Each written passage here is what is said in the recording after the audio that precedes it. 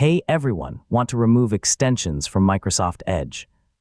Removing extensions you no longer use can improve browser performance, reduce clutter, and help keep your browsing experience more secure. In this full guide, I'll show you how to remove extensions from Microsoft Edge in 2026. So let's get started. First, launch Microsoft Edge on your computer. Click the three-dot menu in the upper right corner, then select Extensions, followed by Manage Extensions. Next, review the list of installed extensions. You'll see all the extensions currently added to Microsoft Edge, along with options to manage each one. Now find the extension you want to remove and click Remove. Microsoft Edge will ask you to confirm your choice before uninstalling the extension.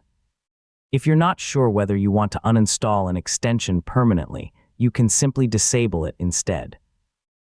Turning an extension off allows you to test your browser without deleting it completely.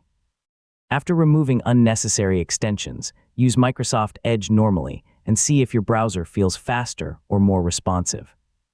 Having fewer active extensions can reduce memory usage and improve overall performance. Review your installed extensions from time to time and keep only the ones you regularly use. Installing fewer extensions from trusted developers can help improve both performance and security.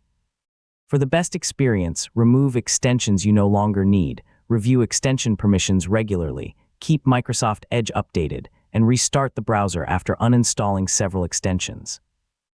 These simple habits can help your browser stay fast, stable, and secure, and that's how to remove extensions from Microsoft Edge in 2026. Whether you're troubleshooting browser issues, improving performance, or simply cleaning up your browser, removing unused extensions is a quick and effective solution. Thanks for watching, and I'll see you in the next tutorial.